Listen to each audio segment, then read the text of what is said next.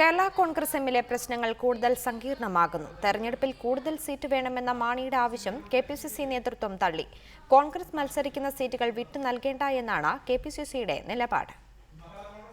തങ്ങൾ മത്സരിക്കുന്ന സീറ്റുകൾ ഒരു കാരണവശാലും വിട്ടു നൽകാനാകില്ലെന്ന ശക്തമായ നിലപാടിലേക്കാണ് സംസ്ഥാന കോൺഗ്രസ് നേതൃത്വം എത്തിയത്. ഇതാണ് കേരള കോൺഗ്രസ് എമ്മിനെ കൂടുതൽ പ്രതിസന്ധിയിലാക്കാൻ കാരണം. കോൺഗ്രസിന്റെ സീറ്റുകൾ വിട്ടു നൽകാനാകില്ലെന്ന നിലപാട് ഉഭയകക്ഷി ചർച്ചയിൽ കോൺഗ്രസ് കേരള കോൺഗ്രസ് നേതാക്കളെ അറിയിക്കും. പൂഞ്ഞാർ ഉറപ്പിക്കുന്നതിന് പിന്നാലെ കോൺഗ്രസിന്റെ കൈവശമുള്ള കുണ്ട്ര സീറ്റ് ആന്റണി രാജുവിനായി കേരള കോൺഗ്രസ് എം ചോദിക്കും. ഘടകകക്ഷികൾക്കായി ഇനിയും വിട്ടുവീഴ്ച ചെയ്താൽ അത് പാർട്ടിയെ തളർത്തുമെന്ന അഭിപ്രായമാണ് കോൺഗ്രസ് പ്രകടിപ്പിക്കുക.